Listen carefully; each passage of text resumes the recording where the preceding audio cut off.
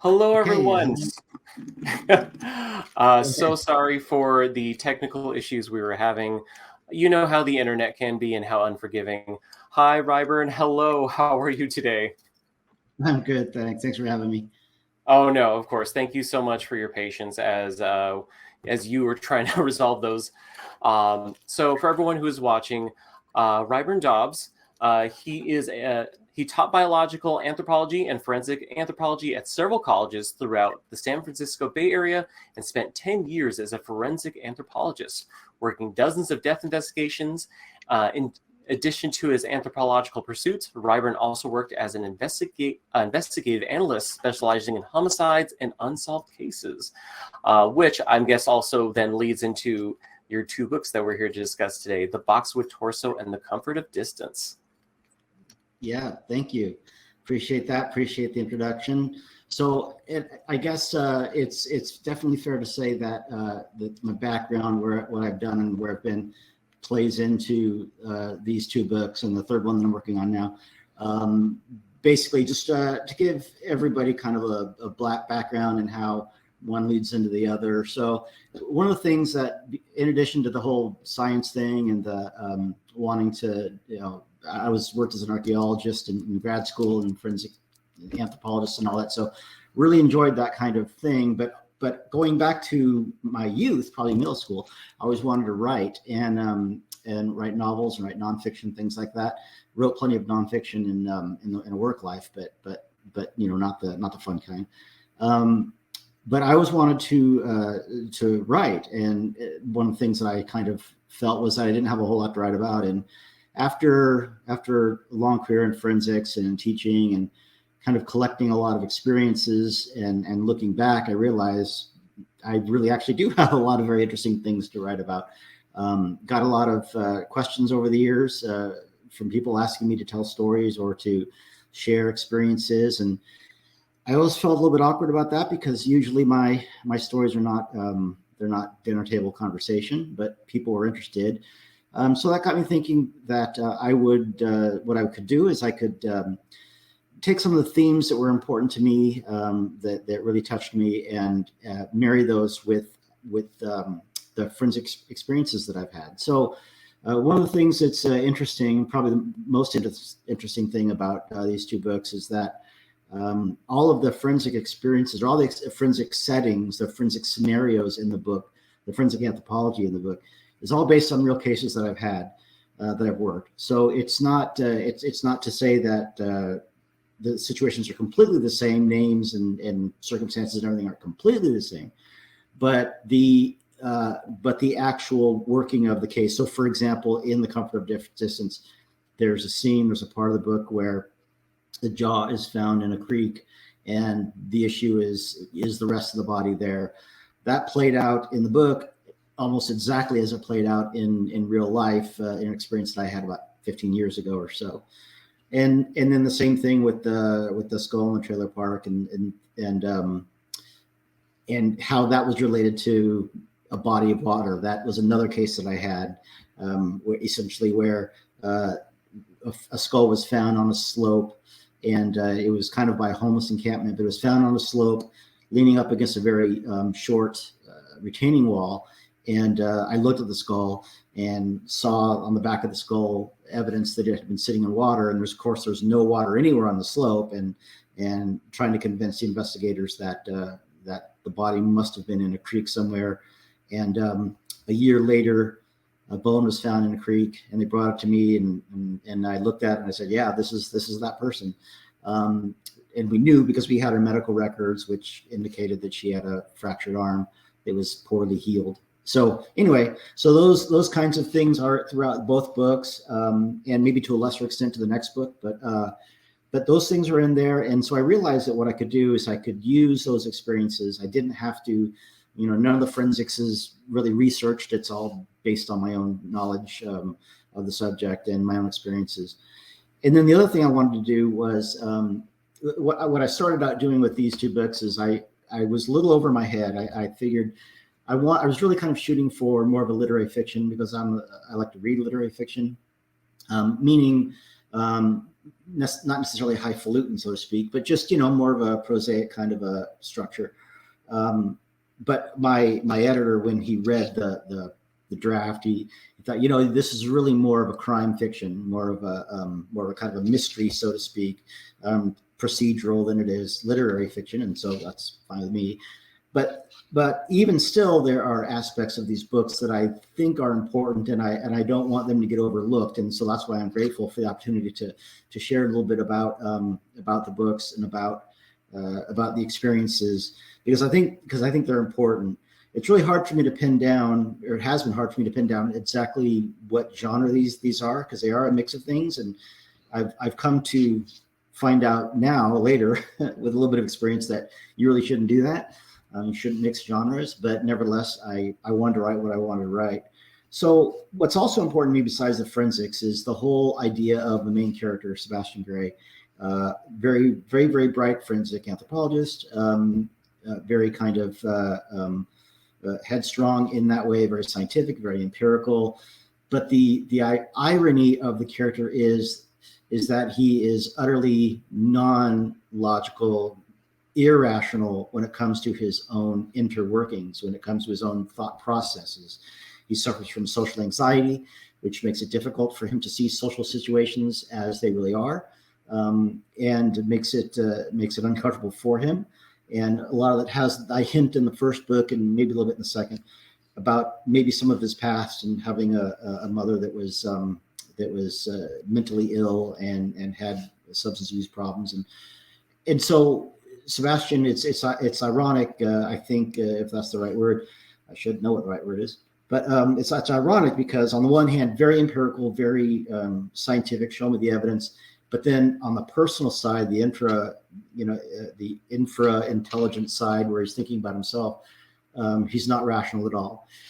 So it's kind of fun to see those things play out. And I think that was it was important for me to add that, because I wanted to show that aspect of things. I didn't want this to just be a straight, solve the case or look at the evidence, things like that. I wanted to tell a story of an arc of a person who goes from being very, very introverted, shy, insecure, against all the evidence that he should be, because he shouldn't, but a person who is that way, and then take him through a very uncomfortable situation when he is asked to help his brother in a totally different state, very foreign to him, very different to him, very uncomfortable. He reluctantly goes, and through the course of that, finds out a lot about himself, a lot about his family, how much his family loves him, and then of course meets the heroine of the story, which is who's Tiffany Reese, which is a detective that he meets, and they end up together. And there's more of that to come, but that's kind of the arc that I wanted to take him on. The other thing too is Sebastien has a lot of kind of quirks, and I didn't just throw. I've had one person, I should say, not a lot, but one person kind of looked at the books and said, "Oh, another weird, quirky detective, right? Big deal, But that wasn't what I was going for. I wasn't trying to just make an odd character like a Sherlock Holmes or whatever that had. This is a real person based on real experiences, based on my own, quite frankly, identification with that whole social anxiety aspect. And so I really this is really cathartic for me. And so I wanted to show that, and I wanted to show that Sebastien, like others in those situations, have idiosyncrasies that they use to kind of protect themselves. So Sebastien is he's an individual who is, he's very, he likes specific things, and things that most of the people around him don't necessarily like. And so the open question is, does he like them because he likes them, or does he like them because they separate him from others and make it more comfortable? Who knows? Those are bigger questions. But that's a really important aspect to me, in addition to the forensics. So these books are all about authentic forensic science, forensic anthropology, especially. And then that whole character arc. And of course, not just Sebastien, but Tiffany and his brother, and Sebastien's brother Hank, and so forth. The other thing that's really authentic, I think, about this is basically the police procedural aspect of things.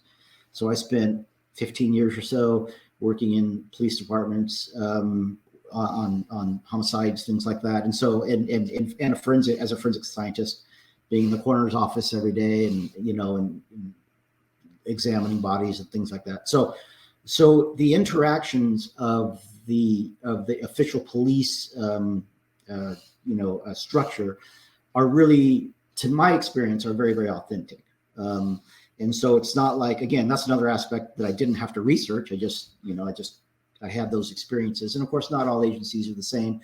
Not all law enforcement is the same, but these books are really informed by my own experiences that way. And so what I hope the result is a very authentic forensic procedural with good character development, I hope. And some romance, which, by the way, it was not intended to be. Anyone who's might be interested to know that, if you're interested in the kind of the interplay between Sebastien and Tiffany, that was not intended at all to be. I had no romance at all factored into this book. It wasn't the plan at all. The whole thing was kind of it wasn't super structured and outlined, but nevertheless, it wasn't in the plan. But it's just funny as you write, as you develop these characters, as they interact with one another, you kind of see where, like, wait a minute, I can see something's happening here, and it just kind of follows a logical sequence. And so that was kind of neat. So a little bit of a romance, and so I think there are readers who appreciate that. And then kind of the final mix that I wanted to do is, which is reflective of kind of my nature, and that is a little bit of humor, a little bit of tongue-in-cheek kind of things. So especially in a serious situation with murder and mayhem and that kind of thing, you have these breaks of comedic relief, where you have police that they see this kind of thing every day, and so they're not traumatized necessarily by the daily things that they see, and so they're able to use humor in a way that others may not appreciate. So that's kind of the mix of these books, and the second one is very much like the first. It carries on with Sebastien being in South Dakota. The other thing is I get questions about somebody just asked me the other day, why South Dakota? That's an interesting question. It's just one of those things that kind of happened. I have had just kind of a passing interest in, I think it was Federico Fellini who said that all art is autobiography, and there's a lot of autobiography in these books. But I've had kind of a passing interest in mountain lions and how they operate in their ecosystems and things, and not like a deep professional interest, but just kind of hey, they're kind of cool, they're scary, and I wanted to somehow mix that in. And so South Dakota, the Black Hills, seemed like a great place to do that, because they have a large population of mountain lions, and mountain lion interactions with human populations, not in a like a eating people kind of a way, but just in a hey, you need to be aware, an awareness kind of a way, that that's a real thing there. And so I thought that'd be a good place to have that. And the other thing too is I've having traveled there, having been there a number of times with my wife. Beautiful place, absolutely love it, and so it just seemed like a great place to set the books and be able to accomplish all the things that I wanted to accomplish. So that's really kind of the crux of the books, and I think I'm pretty happy with how they turned out. Looking back, there are things that I might do a little bit different, but it's a learning process. This is literally the first fiction I've ever written. I've never written a short story until A Comforting Distance. So, and it was decades of pent up desire to do that kind of thing. And of course, a lot of reading on the other end, where I just really enjoy reading and always kind of aspired to write. And so all of these things kind of squeezed out and ended up with what we have here. And so, continuing on with the third book, which is called Where the Blood is Made. And it's a fun one. It's still being worked on now, but should be out in July. But it's just kind of a continuation of the story. Anyone who's read the BOXWOOD Torso knows that there's a little bit of a cliffhanger. There is a big cliffhanger at the end, and so picks up with that. And a couple of things are going on to it, as far as the cold case work that Tiffany and Sebastien are doing. And then we see the relationship evolve too, which is really kind of fun to see. And they're kind of leading that. I don't know where that's going, except that it just kind of plays out, which is kind of neat. So I like, I think that these books are, I think they're, again, biased and probably hopeful, but I think they're good books. I think they're written fairly well. I think they're fairly interesting. I certainly think there's an authenticity there with the forensics and with just the kind of police procedural. I really do think that the character arc is important, and I hope that that's not missed. One of the things I'm doing, working with my publicist, is trying to kind of showcase that aspect of things, because I think it's important, and I don't think there are many characters in fiction or in the media that display or that have what's called anxious avoidant personality disorder, like Sebastien does, and so I'm kind of trying to add to the understanding of that and so on. So I think that that's kind of the books in a nutshell, and I'm pleased with them, and I'd be happy to take any questions. I'm not sure if that filled my time or not, but that's I think No, that's perfect. You said that you didn't write even a short story before these, and you just pent up all that wanting to write, and then blew these two books out. Is that my understanding? Yeah, well, it is, and that's kind of how it's just kind of my default. I mean, when I got my master's degree, I wrote my thesis in like 2 or 3 weeks, just because I procrastinated, and to the point where, and I also got kind of I don't want to go down the whole story, but I got kind of boxed into a certain thing where I wanted to go left, and my professor said go right, and so I didn't have a whole lot of time left, and so I just kind of went right and locked myself in a room for a couple of weeks. But yeah, I hadn't written anything before, and what was encouraging was I got a developmental editor for the first one, and this was a person who teaches creative writing at a very well-known school, a university. And he looked at it, and his response to me was that this is one of the best things he's ever read, that's ever been submitted to him. Now, he said it needs a lot of work, and he really helped me. But that was encouraging. So I thought, oh, okay, maybe I'm not on, maybe I'm not over my head here. And then, of course, I've gotten a lot of really good feedback from readers. Again, never having done this kind of thing before, I've gotten really good compliments on the covers, which I had a designer do, but by the same token, they're not terribly descriptive what the books are about. And so that's a no-no, but whatever, you learn as you go. But yeah, this is literally the first thing I've ever done. And part of that is, to be quite honest, and, a little candid here, is that, like Sebastien, I've had that anxiety about, could I do it? Am I good enough to do it? Should I do it? Should I bother doing it? And that literally lasted decades. That was a 30-year struggle. And I finally got to the point where I'm chock full of cool stories. So let's tell them. Well, and you did it. And you have 2 books, and you're working on the 3rd one. That's wonderful. Mm-hmm. I'm going to go ahead and ask some of these questions here. If anyone out there is currently watching, if you have any questions that you want to ask, please go ahead and submit them under the Ask a Question section, and I'll go ahead and ask them to Ryburn.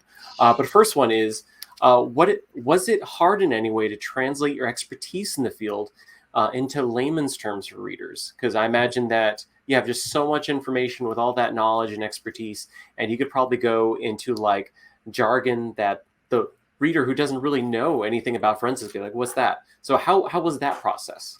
Well, that was actually very, very easy, and here's why. I literally did that my whole career, right?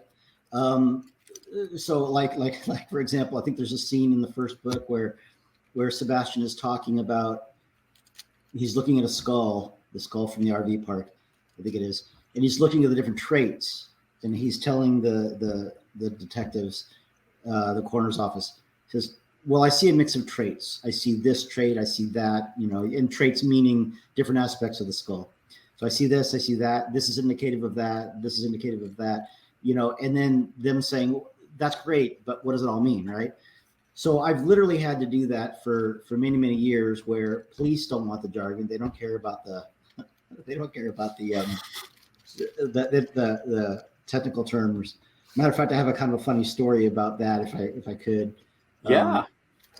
This was many, many years ago. My wife and I, it was a Sunday, we were looking for houses, and I got a call from a coroner's, from the sheriff's office saying, hey, somebody found a body wrapped up in a burlap sack or kind of a blanket thing on a walking trail, and can you come? And I said, well, I'm literally in the middle of house shopping with my wife, but I'll tell you what, why don't you do whatever you do at the crime scene, bring it back to the coroner's office, and I'll come take a look at it. So anyway, that's what we did. And I came to the coroner's office, and it was literally unwrapped. It was literally a massive pig, head removed and feet removed. So you couldn't see hooves or anything, but it was literally a pig wrapped up for some weird reason. Of course, it was decomposed and maggots and everything. It was disgusting, but to me, it was clearly a pig. So police always want to make sure that they don't miss anything. So they want us to make the call instead of them to make the call, which is fine. So we said, this is a pig. And a couple days later, I get a call from the homicide detective saying, hey, I'm writing up my report, and I'm trying to finish the report. And can you tell me what species of pig it is? And I said to the guy, look, I'm not a pig expert. I'm not a pig guy. But as long as it's not human, does it really matter? He goes, oh yeah, you're right. Right. so I mean, look, he wanted species. Well, come on, we don't care about the species. It's not human. Move on. Right. I mean, so the ability to kind of work with the police and say, this is, instead of using technical terms, I'm just going to tell you that this is what this means. And then of course, in the reports that I'd write, the technical reports that I would write for the coroner's office, for the pathologist, those would be very technical. One, because the audience is different, they know what I'm talking about, but two, to also kind of convince them that I know what I'm talking about, right? So anyway, so that part was really easy. The other thing that made that easy, and by the way, I hope that's easy. I guess the reader would know better. But the other thing that made it easy was the fact that I taught college for many, many, many years, and I was literally explaining these things to college students. So I think that that definitely helped that. So that probably you've definitely had a lot of practice leading up to it, so that set you up for success right there. Yeah, I think so. You said you always wanted to be a writer. Who were some of the authors or perhaps books that helped foster that love of writing? Well, I remember being, I don't remember exactly how old I was, probably late elementary, early middle school, somewhere around there, just devouring Conan Doyle, reading all the Sherlock Holmes stories. I remember me and my mom reading How Did the Baskervilles Together, and just so always, and mysteries were always a big deal to me. But probably as an adult, William Boyd is one of my favorite authors, and he is definitely an influence on me. Although I try not to. I'm making sure I'm not copying, and I don't think I am. He's way better writer than I'll ever be. But William Boyd, he wrote Armadillo and a bunch of other books. Colin Dexter, Morse, Inspector Morse stories. I love those because the way that they're written, the characters are great, but just Colin Dexter's construction, the way he wrote, the way he thumbed his nose at kind of convention, and let the story drive the language. Those are kind of really probably the biggest two, but just all kinds of books that come down the pike. I'm reading the Peter Straub book right now, and just I have a lot of influences. Wonderful. And yeah, I think as a writer, that really helps to have all of that like threads to pull from. Yeah, it's really important. This comes from Joe. You said you never intended Sebastien to fall for Tiffany. What was the biggest surprise for you that came about when writing these books? The writing. Well, okay. So a couple things. So I don't know if the person asking the question is referring to the books themselves or the writing process or whatever. But I mean, probably one of the biggest surprises of the writing process is just the fact that scenarios resolve themselves. Like you don't know, like I'm, there's different kinds of writers. There's plotters and there's pantsers, right? Plotter will plot everything out and just follow. Mm-hmm. And I started off that way, but what would happen was I would have things something would come to mind and go, oh wait, it'd be really cool to do this here, and then that would have to change everything, right? So I just kind of gave up the outline and just pantsed it. I had basically what I had, and no pun intended, I had kind of the skeleton of the story, and then I would put the flesh around it, right? And so seeing how things resolve themselves, and you think to yourself, wow, that's really cool. I just walked right into this great kind of scenario that I wasn't planning, and Tiffany and Sebastien being together was absolutely one of them. And so that was surprising. The other thing that was surprising was it's one of those things where waited a long time to do it, but I just had so much joy in the process. It's the funnest thing I've ever done. It's the hardest work I've ever done and the funnest thing I've ever done. So what really surprised me as far as just the experience of writing was the joy in it that I had. And so because of that, I will continue to do it. And if no one ever reads anything I ever write, that's totally cool. But there's a lot of joy, a lot of meaning. And I realized I was doing something that I should be doing. And so that was a surprise to me. Probably shouldn't have been, but it was.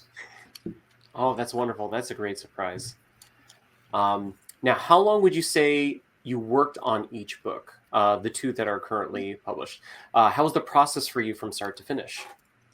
So the process is for me, and everyone's unique, but I have experiences that I want to use to punctuate the book. So basically I build the book around scenarios and experiences. So for example, in the first book, I knew I wanted to talk about, I knew I wanted to talk about my forensic experiences. So I knew I was going to have a skull separated from the rest of the body, right? And so that was an anchoring kind of experience, and some other forensic things that are in the books that I knew were going to be anchoring. And so I have in my mind, I have these anchor points that I know I want in there, but everything else is totally open. And then another anchor point was Sebastien and his character and his personality and his personality challenges and all that. That was definitely going to be in there no matter what. So what I do is I mostly write in my head until I start to write. So walking and listening to music will just spark all kinds of ideas. So it's most of it is kind of in my head. Most of the big structure of it is in my head.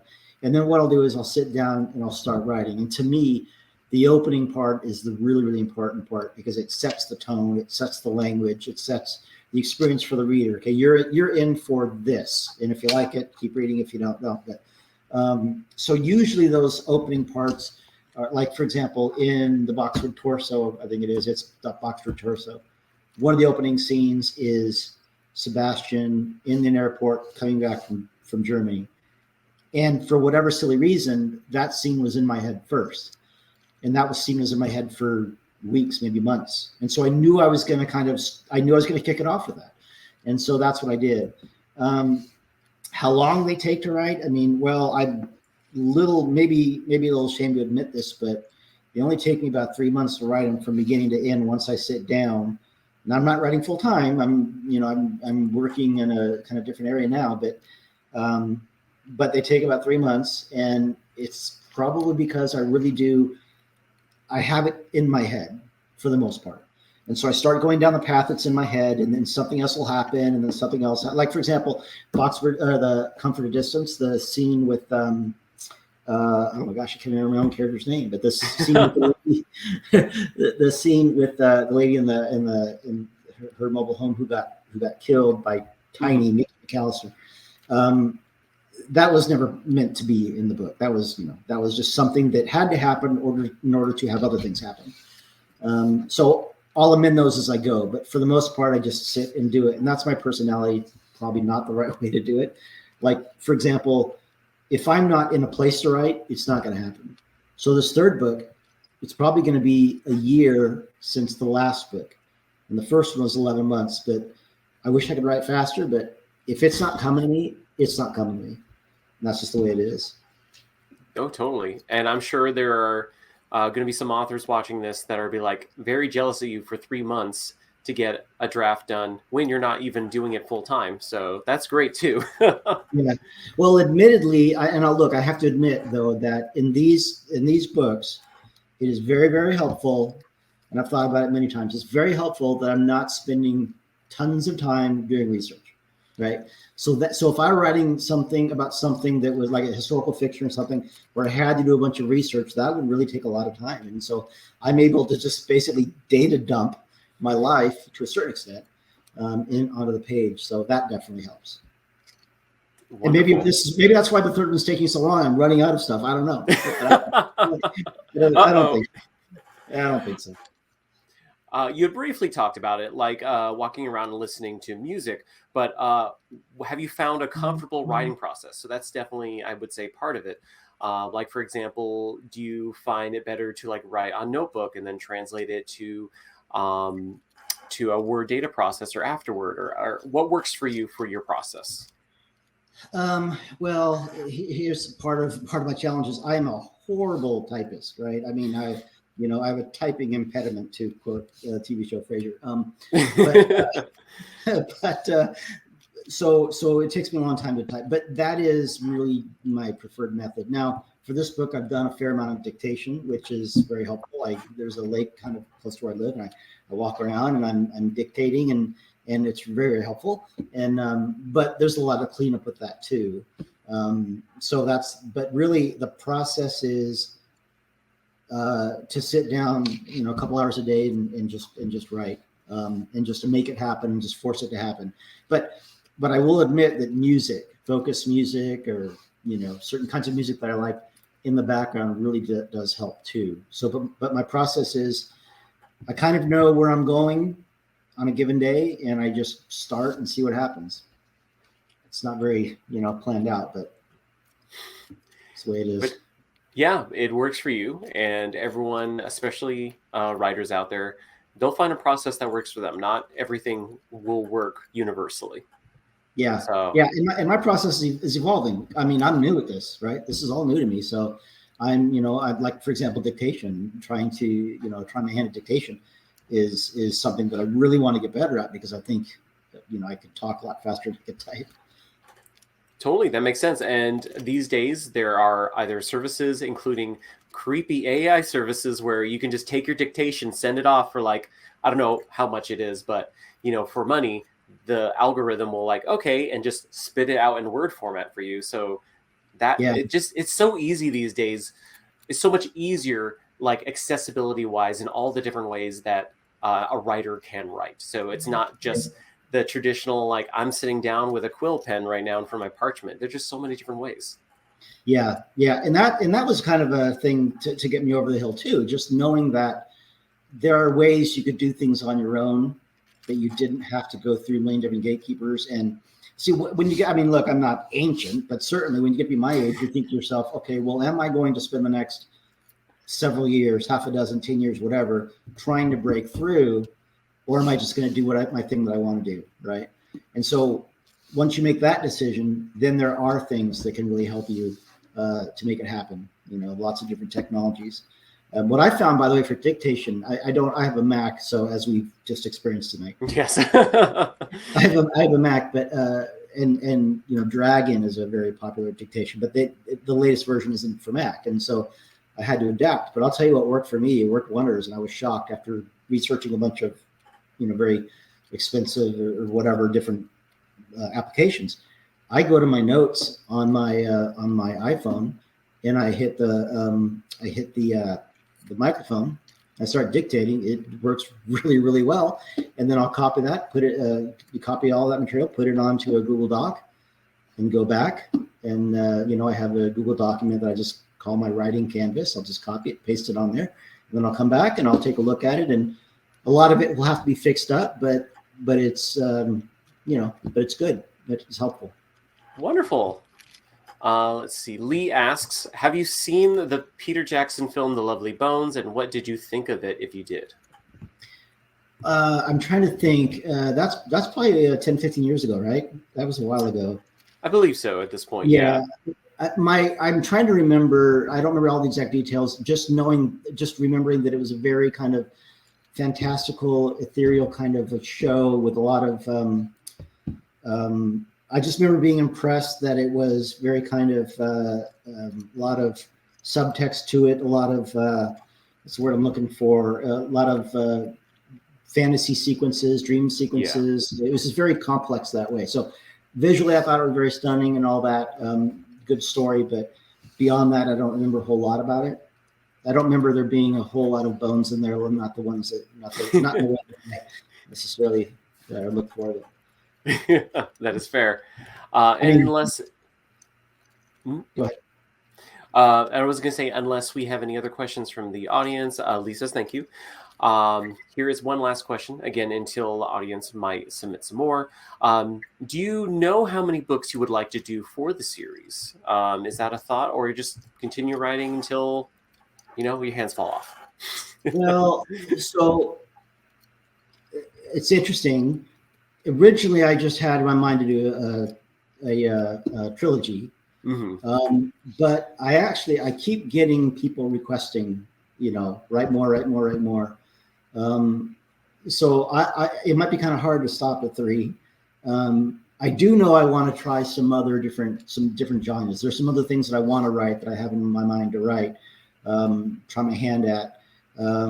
So I definitely see after the 3rd one, maybe taking a break and doing a quick, something different, maybe a nonfiction or maybe some other fiction that I've thought about, but then going back to number 4, because I think the people that have read the books and really enjoy them are looking for more. One of the comments I get is that I hope there's a lot of books in the series. So that's good. So I will do my best to make that happen. I actually have an idea for a 4th book that I think is kind of fun. So. Oh, fantastic. And when you're getting readers that are wanting more, that must feel like the hugest compliment, that not only did they like your books, but they want more of them. Yeah, you kind of got to pinch yourself, because I just never, I didn't begin with that end in mind necessarily. I was just trying to do what I wanted to do. And then when you find out that there are people who appreciate it, yeah, it is I have to remind myself that that's very, very cool, because it's easy to kind of overlook it and really worry about the next book or fret over this or that. But you really need to consciously take time and say, wow, that's pretty cool. So, yeah.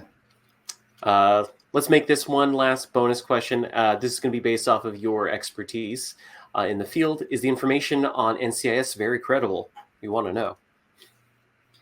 Well, so I'll tell you a story. So I have a relative. I guess I shouldn't give too many details, but I have a relative that worked for a big movie. Well, I guess I'll tell you, because I'm going to tell you the name of the show. He worked for Fox. And before the show Bones came out, like a year before it came out, he sent me a copy of it and said, hey, this is coming out. You're going to really love it. And it to me, like NCIS, Bones, those things, the CSI especially, they're interesting. They're fun to watch. The concepts that they talk about are real concepts, like how you tell race, or biological ancestry, or reconstruct stature, or a wound track, or something like that.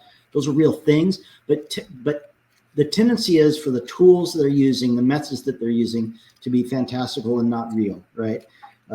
So you can't put a skull in a box and have a hologram come up of the person, right? It doesn't exist, right? You can't do DNA in the field, at least not yet, right? And yet there you are with CSI with a little DNA machine in the field.